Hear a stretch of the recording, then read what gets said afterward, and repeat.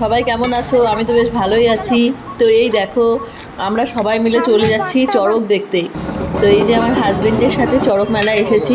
আর এখানে এগরোলের দোকান বসেছিল, খেতে খুব ইচ্ছা করছিল, কিন্তু এখন খাবো না, পরে খাবো। আর এখানে ফুচকার দোকান বসেছিল। আর ওইখানে চড়ক পূজা হবে, দেখো কত সুন্দর মাঠটা সাজিয়েছে। আর এই যে সর্বনাশ হয়েছে, কার যে ফুচকো রাস্তায় পড়ে গেছে, গাড়ি এসে মেরে দিয়েছে আর রাস্তায় পড়ে গেছে। আর এখন আমি যাচ্ছি সেই চড়কের দিকে। চলো ঠাকুরের মূর্তি দর্শন করবো, ওখানে পুজো হচ্ছিল।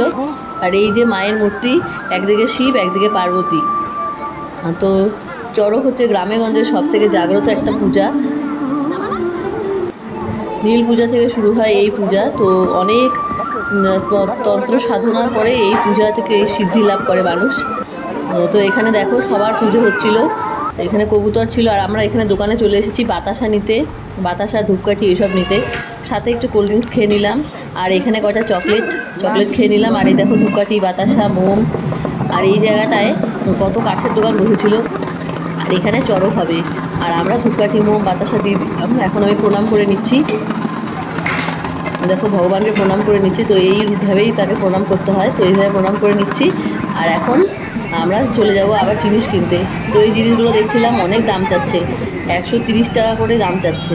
তো নিলাম না, যেহেতু অনেক দাম বেশি। তো এই ফোনগুলো নিব মেয়ের জন্য, মেয়ে খালি ফোনের দিকে বেশি তাকায়। তো এর জন্য ভাবলাম ফোন নিয়ে নিই, এইসব ফোন। দোকানদারের সাথে একটু বনবনা হচ্ছিল না, দামটা খুব বেশিই চাচ্ছিল। তারপরে এই যে দোকানে গেলাম, দেখো কত জিনিসপত্র আছে। তো এই দেখো মেয়ের জন্য ফোন কিনবো, দেখে নিচ্ছি ফোনটা ঠিক মতন কানেকশান পাবে কি পাবে না। তো এই দেখো আবার চলে আসলাম। এইটা কাঠ পুড়ছে, আর এর উপর দিয়ে কিন্তু মানুষ হাঁটবে। আর এই যে শিব পার্বতী, ছোটো ছোটো বাচ্চারা শিব পার্বতী সেজেছে। আর দেখো নাচ করছিল কি সুন্দর করে, একদিকে শিব আর একদিকে পার্বতী। তো এরা নাচ করতে করতে যাচ্ছে। আমরা পার্বতীর নাচ দেখতে দেখতে বেশ ভালোই লাগছিল, বাচ্চাগুলি দেখছিল, খুব সুন্দরভাবে নাচ করছিল তারা। আর এখানে দেখো ছেলেটিকে মন্ত্র সাধনার দ্বারা শিবটা তার জীবের মধ্যে গেঁথে দিচ্ছে। বেশ ভয়াবহ জিনিস একটা, কীভাবে যে করছে ওরাই জানে। তো এখানে বারবার ভোলে বাবার নাম বলছিল আর শিবটা গেঁথে দিচ্ছিল। এই দেখো ধীরে ধীরে শিবটা গেঁথে দিচ্ছে।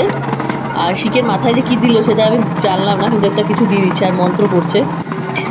আর এখন দেখো ছেলেটা হাঁটবে, এই দেখো সবার সামনে হাঁটছে, দেখো কি সুন্দর হাসি মুখে। জয় ভোলে বাবা, জয় ভোলে বাবা, অনেক সত্যি। আর এখানে দোকান বসেছিল আখের রস, আমি একটু আখের রস খেয়ে নিলাম। আর এই যে শিব পার্বতী আবার আসছে, এই দেখো চাঁদা তুলতে আসছে ওরা।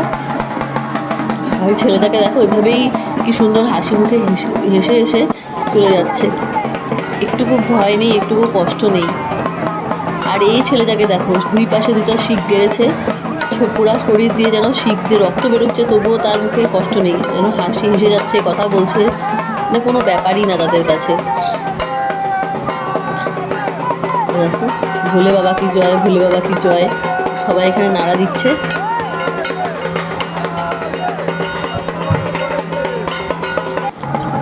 বুকের পাশ দিয়ে কীভাবে যে শিব ঢুকিয়েছে ভগবানই জানে। আর এখানে দেখো তার পিঠের মধ্যে বড় বড় শিব গাড়া হচ্ছে, তাকে ঝুলানো হবে এখানে।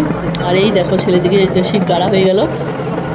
এবার তার পিছনটা দেখো, রক্ত পড়ছে তবুও সে থামছে না, হেঁটেই যাচ্ছে হেঁটেই যাচ্ছে। আর এখানে দেখো এরা হচ্ছে মানে দায়ের উপর দিয়ে হেঁটে যাচ্ছে। আর এই দায়ের উপরে তো শুয়েই পড়লো। আর আমি আমার হাজব্যান্ড দেখছিলাম, ভয়েস ভীষণ লাগছিল, তবুও দেখছিলাম। আর এখানে মাথার খুলি। আর ওই ছেলেটা কীভাবে যে আছে, বাচ্চাগুলো দেখে ভয় পাচ্ছে। এরপর তাদের ঝুলানো হবে। তো এই দেখো ঝুলানো হচ্ছে, বেঁধে দিচ্ছে। তো এই দেখো ঝুলছে, দেখতে পাচ্ছ তোমরা সবাই। তারপর আমরা বিশাল